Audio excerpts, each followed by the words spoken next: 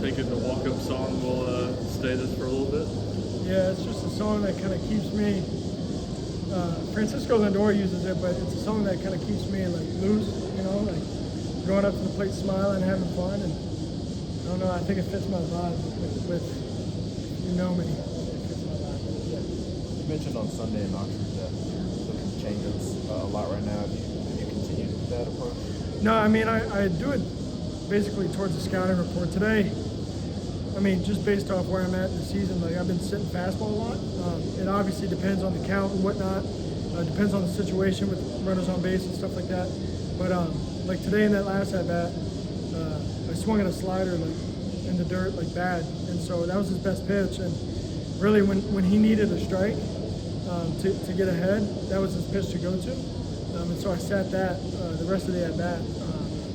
I saw it well and I hit it hard. So it just depends on the approach with the scouting report and stuff like that. But yeah, I've definitely been more committed and had more confidence in the approach of what I'm using. Cannon, I know that you went left on left a couple times a couple weeks ago and got some signals off of it, a couple hits.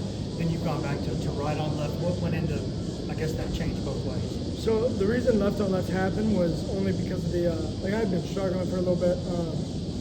It was only because of the scouting report. I think the on-base percentage was like 250 points higher for lefties, and then the batting average was 150 points higher for lefties.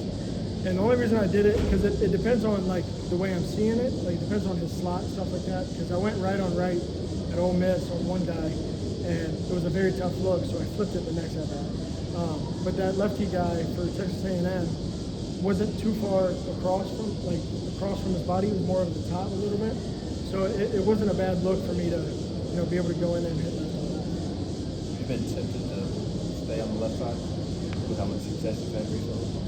I mean, not really. I trust myself both sides. I'm definitely feeling better with like my process and stuff like that, and focusing on my process mentally. I think that's been the biggest thing, because I feel like I have the ability from both sides to do what I know I can do, and yeah, it's just been working recently. Is there something over these last two games that particularly has clicked, or is it just the confidence in the approach? It's just confidence in the approach, yeah. I mean, something definitely clicked, like my process and my routine and stuff like that.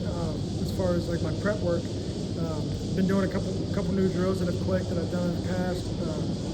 Just sticking with it and having confidence in it. I've been journaling a lot. I've probably used up a full journal in the past 2.5 weeks. So that's been really good for me mentally. And then working with Doc Whitney here at Tennessee has been really good as well.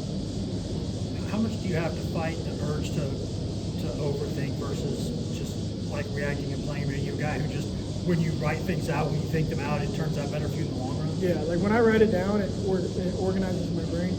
Just because the way that I think is very analytical. I like to sit there and analyze like almost everything, depending on what it is. But writing it down kind of shows me whether or not I need it, or if I need to think about stuff like that. Like if I read it and I'm like, oh, that's stupid, then I kind of just brush it off and move on. It's just been good for me to write everything down, organize my brain, and then just move forward and play ball. What do you see from Liam, especially after getting out of the first inning? Yeah, no, he was good. He responded to that homer really well. We've been working on with him just staying centered mentally. Like he can get super amped up, right? I bet all of you know that. And so just staying in that mental state of flow state, and not wasting any energy, so he can prolong how long he's out there.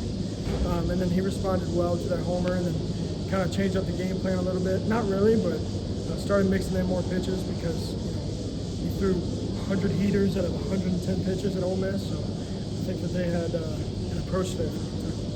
What's allowed him to get deeper into games these last couple starts? Yeah, what I just said, just mentally, being centered mentally. He's really good when he's calm in the mind, but amped up in the body. And so that's probably been the biggest. That ball that you hit out from the right side, the 3-run homer, is that one of those ones that, there's a lot of times where you smoke the ball and it's just right at a guy, and that one kind of makes up for it a little bit, because it looked like you didn't think you got a ton on that? Yeah, I mean, I barreled it, went pretty high in the sky. The wind probably helped it a little bit, but I was confident that it was going out, just knowing our fielders. Was Kentucky as aggressive on those first pitch fastballs from Doyle as you've seen a team be this year? Yeah, I mean, I think everybody knows by now his fastball is. I mean, all of his pitches are great, but his fastball is really good. So, and he throws it a lot. So even when you are aggressive on it, sit it, it's even hard to make contact. But I mean, I think everybody's got that approach of just being ready for the fastball with him, and luckily all of his stuff is working tonight, so we can go with everything. Are you seeing Tanner start to find a rhythm here as Oh, he yeah. gets into the thick of SEC play? Yeah, he threw the ball very, very well tonight. I was very proud of him. He's gone through some stuff, like same thing mentally, like some of the outings a couple weeks ago, he wasn't throwing it with conviction, I felt like. And tonight I was so proud of him because he was just shoving it in the zone, like just throwing it as hard as possible, which is what he should do because his command's really good. So if he just throws it like that,